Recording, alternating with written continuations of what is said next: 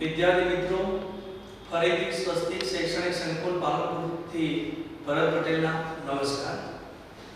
આપણે chapter number 2 દ્રાવણોમાં અગાઉ બે વિડિયો તમે જોયા હશે. એનું ફરીથી આપણે પુનરાવર્તન કરી લઈએ કે જેથી તમને ઝડપથી એનો ખ્યાલ આવી જાય. સૌપ્રથમ આપણે દ્રાવણની જે સાંદ્રતા છે એ સાંદ્રતાનું જથ્થાત્મક પરિમાપન કરવા માટે આપણે ત્રણ એકમોની ચર્ચા કરેલી છે. ખાસ એક પરસેન્ટેજ W/W, વજન એટલે કે દરથી ટકાવારી. નંબર 2 પરસેન્ટેજ W/V અને નંબર 3 પરસેન્ટેજ V/V. એના સિવાય આપણે બીજા એકમની પણ ચર્ચા કરેલી જે આપણા પાઠ્યપુસ્તકમાં આપેલો છે ppm. હવે અહીંયા મેં જે ચાર એકમો લખેલા છે ppm માં આપણને જે પાઠ્યપુસ્તકમાં આપેલું છે તે વજન કદથી ppm આપેલું છે. તો હવે આપણે અહીંયા જે ચાર એકમો મૂકેલા છે એ ચાર એકમો માટે આપણે એમ કહી શકીએ કે ઉપરના જે એકમો છે તે બધા જ એકમો તાપમાન પર આધારિત છે એવું કહી શકાય.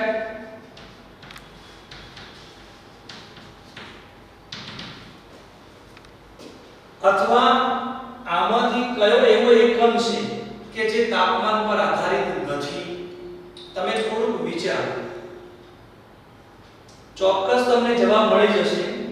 અહીંયા જે સાંદ્રતાના જથ્થાત્મક પરિમાપન માટે જે ચાર એકમો મૂકેલા છે પરસેન્ટેજ W/W કે જેના સૂત્રમાં કદ આવતું નથી, પરસેન્ટેજ W/V કે જેના સૂત્રમાં કદ આવે છે, પરસેન્ટેજ V/V કે જેના સૂત્રમાં પણ કદ આવે છે, અને પાર્ટ્સ પર મિલિયન વજન કદથી એમાં પણ કદ આવે છે.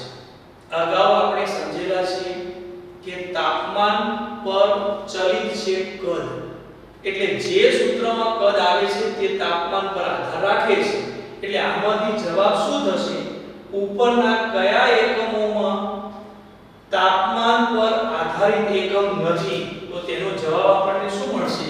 પરસેન્ટેજ W/W કે જે તાપમાન પર આધારિત નથી. બાકીના બધા જ એકમો તાપમાન પર આધાર રાખે છે. વિદ્યાર્થી મિત્રો, એક બીજો પ્રશ્ન પણ આપણે સમજી લઈએ.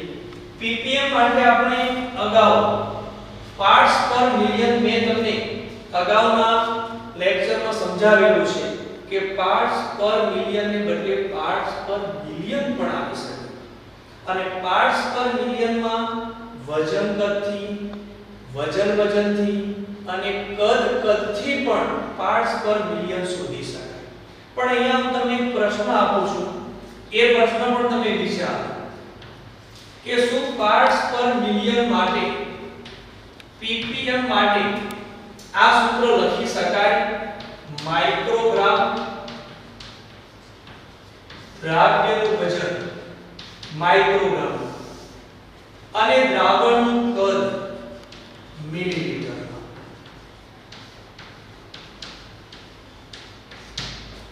આ મેં જે એકમ લખેલો છે તેના દ્વારા પાર્ટ્સ પર મિલિયન શોધી શકાય. અગાઉ આપણે જે ચર્ચા કરી છે એના આધારે વિદ્યાર્થી મિત્રો વિચારો. મેં તમને કહેલું કે પાર્ટ્સ પર મિલિયન અને પાર્ટ્સ પર બિલિયન માટે આ પ્રકારનો સંબંધ હોવો જોઈએ. 1/10⁻⁶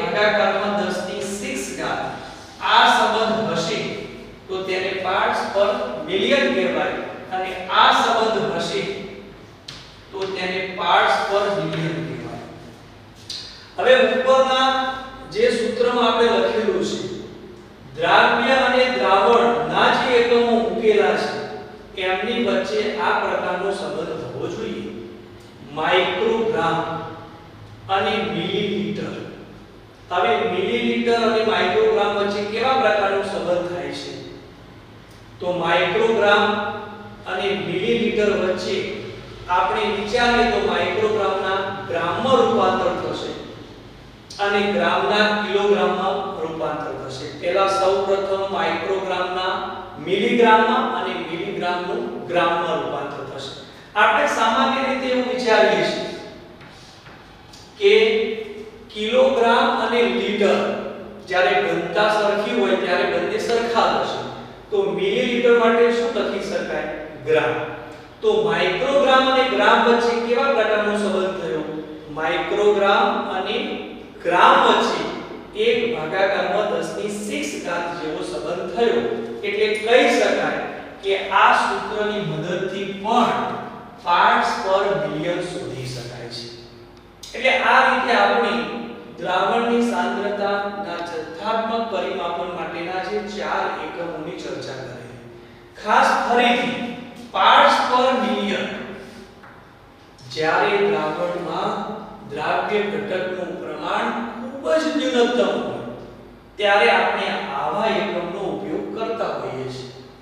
દાખલા તરીકે આપણને પણ અગાઉ પણ તમે ભણેલા છો 11મા ધોરણમાં કે ફ્લોરિન. આપણા શરીરમાં ફ્લોરાઇડનું પ્રમાણ હોવું જરૂરી છે. આપણા શરીરમાં ફ્લોરાઇડનું પ્રમાણ હોવું જરૂરી છે. F-. હવે F- ફ્લોરાઇડ આયનનું પ્રમાણ જો 1 ppm હોય 1 ppm તો આપણા શરીરમાં જે દાંત છે એમાં ક્ષય થતો રોકે છે. પણ જો F- ફ્લોરાઇડ આયનનું પ્રમાણ 1.5 ppm હોય તો આપણા દાંત ઉપર ડાઘા પાડે છે. અથવા એના કરતાં પણ જો ફ્લોરાઇડ આયનનું પ્રમાણ વધારે હોય તો તમે અગાઉ સાંભળેલું હશે કે દાંતને લગતો જે રોગ છે ફ્લોરોસિસ, આ પ્રકારનો રોગ પણ થાય છે. એટલે એમ કહી શકાય કે F- નું પ્રમાણ ઓછું હોય, તેની સાંદ્રતા ઓછી હોય તો શરીર માટે નુકસાનકારક નથી. પણ તેનું પ્રમાણ વધારે હોય, વધુ સાંદ્રતા હોય તો એ આપણા માટે નુકસાનકારક છે. દાખલા તરીકે આપણને એમ પણ ખબર છે કે સોડિયમ ફ્લોરાઇડ, જેમાં ફ્લોરાઇડ આયનની સાંદ્રતા વધારે છે, જે ઉંદર માટે ઝેરી છે. એટલે સાંદ્રતા વધુ હોય તો તે નુકસાનકારક બને છે. એટલે આ રીતે આપણે અગાઉના લેક્ચરમાં આ બધી ચર્ચા કરેલી છે. પણ આપણે પુનરાવર્તનના સંદર્ભમાં મેં તમને આ સમજાવ્યું છે.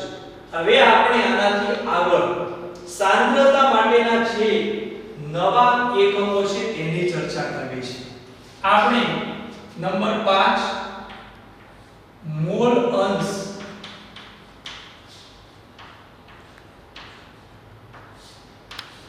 દ્રાવણની સાંદ્રતાનું જથ્થાત્મક પરિમાપન કરવા માટેનો એક બીજો એકમ છે મોલ અંશ. સામાન્ય રીતે આપણને પણ ખબર છે કે મોલ એટલે શું? કોઈ પણ ઘટકના મોલ સંકલ્પના તમારે 11મા ધોરણમાં આવે છે મોલ. મોલ બરાબર જે તે ઘટકનું દળ ભાગાકારમાં આણ્વીય દળ. હવે અંશ એટલે શું? અંશ એટલે ભાગ.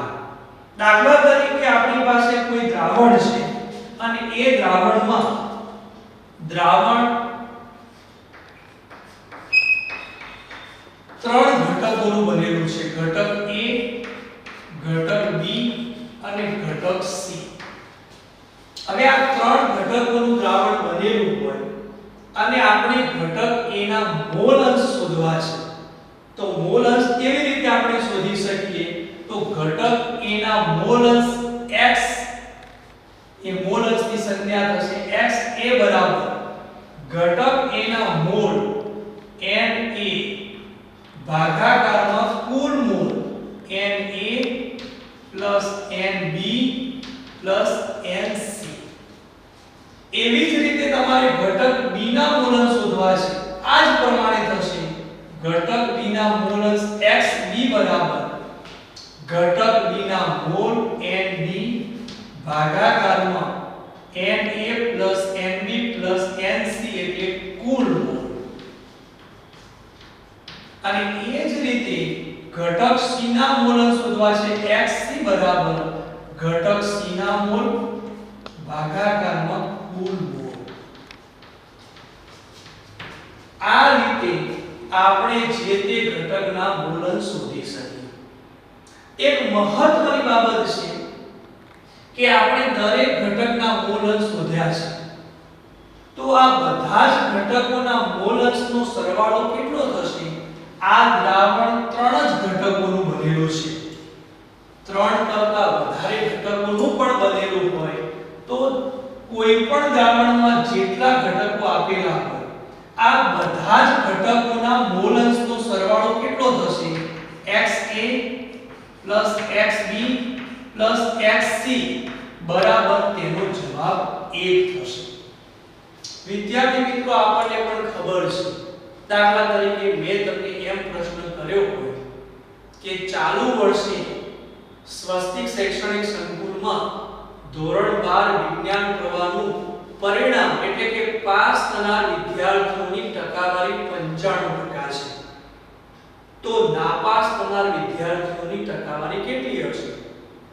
તો તમે તરત જ જવાબ બોલવાના કે સાહેબ 5%. એનો અર્થ શું થયો કે કુલ ટકાવારીનું પ્રમાણ 100% થાય છે. એવી જ રીતે કુલ મોલ અંશનો જવાબ 1 થાય છે.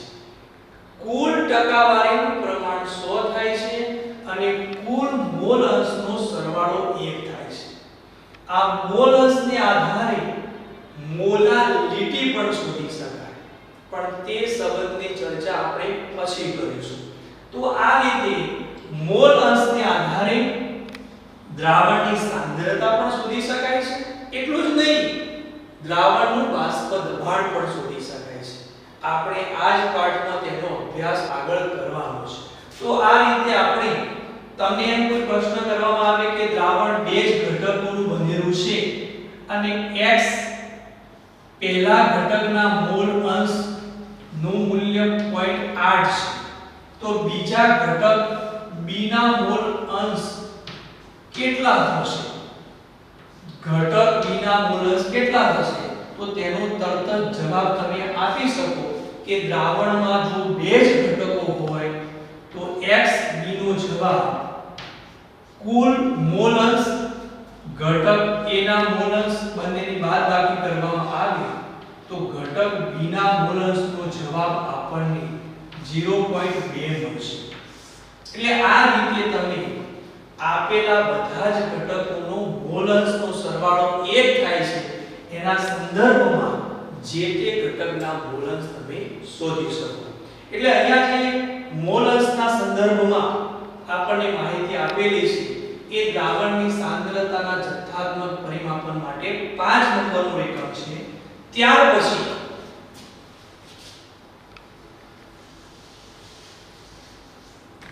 જથ્થાત્મક પરિમાપન માટે બીજા એકમની આપણે ચર્ચા કરીએ. આગળનો એકમ છે મોલારિટી.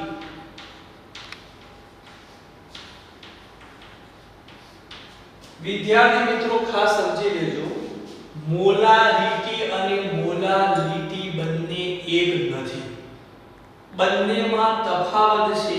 સામાન્ય રીતે આપણે કેપિટલ M હોય તો મોલારિટી કહીએ છીએ, સ્મોલ m હોય તો મોલાલિટી કહીએ છીએ. પહેલા આપણે મોલારિટી સમજી લઈએ.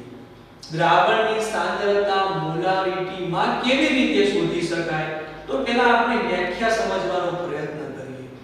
આમ તો સૂત્રને આધારે પણ તમે વ્યાખ્યા સમજાવી શકો. મોલારિટી બરાબર મોલ, દ્રાવ્યના મોલ ભાગાકારમાં દ્રાવણનું કદ લીટર.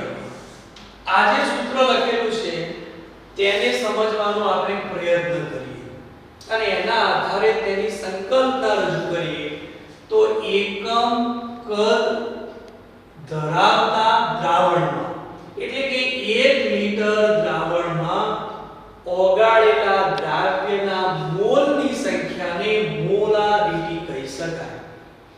1 લિટર દ્રાવણમાં ઓગાળેલા દ્રાવ્યના મોલ એટલે આણ્વીય દળ જેટલો જથ્થો ઓગાળવાનો, તો તેને મોલારિટી કહી શકાય.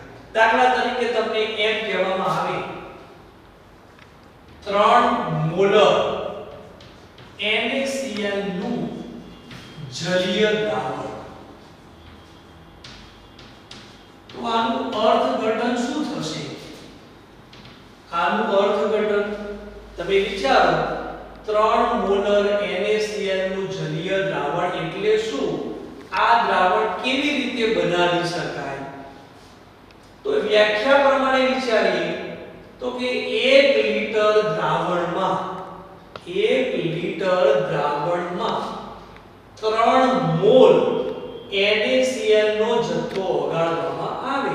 હવે મોલ નું તમારે દળમાં પણ રૂપાંતર કરવું જોઈએ. મોલ વજન ભાગાકારમાં આણ્વીય દળ. એટલે વજન શોધવા માટે મોલ ગુણાકારમાં આણ્વીય દળ થશે. તમે આ પ્રકારનું દ્રાવણ બનાવવા માંગતા હો તો કેવી રીતે બને? તો એનો અર્થ એમ થયો કે 1 લિટર દ્રાવણમાં 3 મોલ NaCl ઓગાળવાના છે. હવે 3 મોલ એટલે શું? તો મોલ આપેલા છે, તેનું વજન શોધવા માટે વજન બરાબર મોલ ગુણાકારમાં આણ્વીય દળ. મોલ આપેલા છે, NaCl નું આણ્વીય દળ કેટલું થશે? તો Na એટલે 23 અને ક્લોરીન એટલે 35.5 એટલે 58.5. 23 35.5 એટલે 58.5 થશે એનું આણ્વીય દળ. આ બંનેનો ગુણાકાર કરો અને જે જવાબ મળે તેટલું વજન 1 લિટર દ્રાવણમાં ઓગાળવામાં આવે તો આપણને 3 મોલર NaCl નું જલીય દ્રાવણ મળશે. એટલે આ રીતે મોલારિટી આપણે શોધી શકીએ છીએ. અહીંયા મોલારિટીમાં આપણે સમજવાનું છે કે પાઠ્યપુસ્તકમાં પણ આપણને આપેલું છે કે 1 લિટર અથવા ડેસીમીટર ક્યુબ. હવે આ એકમ કેવી રીતે આવે છે એ આપણે સમજવાનો પ્રયત્ન કરવો જોઈએ. કદનો એકમ આપણે સામાન્ય રીતે એમ વિચારીએ છીએ કે કદ બરાબર લંબાઈ ગુણાકારમાં પહોળાઈ ગુણાકારમાં ઊંચાઈ. તો ડેસીમીટર નું ક્યુબ એક કદના જે એકમ છે એની સાથેનો સંબંધ આપણે જોયો છે, પણ આપણે વ્યવહારમાં કદનો એકમ લિટર લઈએ છીએ. પણ એની સાથેનો સંબંધ કેવો છે તે તમને હું સમજાવી રહ્યો છું. 1 સેન્ટીમીટર લંબાઈ, 1 સેન્ટીમીટર પહોળાઈ અને 1 સેન્ટીમીટર ઊંચાઈ ધરાવતા પાત્રમાં પ્રવાહી ભરવામાં આવે તો 1 મિલીલીટર સમાય છે. ખાસ વિદ્યાર્થી મિત્રો સમજી લેજો, 1 સેન્ટીમીટર લંબાઈ, 1 સેન્ટીમીટર પહોળાઈ અને 1 સેન્ટીમીટર ઊંચાઈ ધરાવતા પાત્રમાં 1 મિલીલીટર જેટલું પ્રવાહી સમાય છે. એટલે આનો અર્થ એમ થયો કે 1 સેન્ટીમીટર ક્યુબ બરાબર 1 મિલીલીટર. અને આના આધારે જ આપણે 1 લિટર બરાબર 1 ડેસીમીટર નું ક્યુબ આ બંને સરખા થશે એ આપણે સમજવાનો પ્રયત્ન કરીએ. તો 1 સેન્ટીમીટર એના બદલે આપણે 10 સેન્ટીમીટર લખીએ. 10 સેન્ટીમીટર લંબાઈ, 10 સેન્ટીમીટર પહોળાઈ અને 10 સેન્ટીમીટર ઊંચાઈ ધરાવતા પાત્રમાં કેટલું પ્રવાહી સમાય? તો કે 10 ગુણાકારમાં 10 ગુણાકારમાં 10 એટલે 1000 થશે. 1000 મિલીલીટર. સામાન્ય રીતે આપણે કહ્યું કે અહીંયા 1 લખેલા છે તો અહીંયા 1 થશે અને અહીંયા 1000 સેન્ટીમીટર નું ક્યુબ બરાબર 1000 મિલીલીટર. હવે 10 સેન્ટીમીટર એટલે શું? 10 સેન્ટીમીટર એટલે 1 ડેસીમીટર. 1 ડેસીમીટર ગુણાકારમાં 1 ડેસીમીટર ગુણાકારમાં 1 ડેસીમીટર બરાબર 1000 મિલીલીટર થશે. અને આનો ગુણાકાર કરવામાં આવે તો 1 ડેસીમીટરનો ક્યુબ બરાબર 1000 મિલીલીટર એટલે 1 લીટર. એટલે આ સંબંધ ખાસ વિદ્યાર્થી મિત્રો નોંધી લેજો. 1 ડેસીમીટર ક્યુબ બરાબર 1 લીટર થશે. એટલે વ્યાખ્યામાં જો દ્રાવણનું કદ 1 લીટરને બદલે એકમ કદને બદલે આપણે એકમ ડેસીમીટર ક્યુબ લખેલું હોય તો બંને સરખું જ થશે. 1 ડેસીમીટર ક્યુબ બરાબર 1 લીટર થાય. આ રીતે આપણે મોલારિટી જે તે દ્રાવણમાં મોલારિટી કેવી રીતે નક્કી કરી શકાય છે તે આપણે શોધી શકીએ. હવે આમાંથી મોલારિટી નો સંદર્ભ લઈ અને આપણે નોર્માલિટી પણ શોધવાનો પ્રયત્ન કરીએ.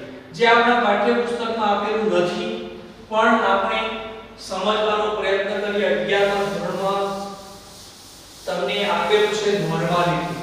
અને એટલું જ નહીં, તમે 11મા ધોરણમાં પ્રેક્ટિકલમાં એસિડ બેઝ અનુમાપન એવા પ્રકારના પ્રેક્ટિકલ કરેલા છે. અને એમાં નોર્માલિટી એટલે કે સપ્રમાણતા શોધવાની આવે છે. તો આપણે અહીંયા જે નોર્માલિટીની વાત કરીએ છીએ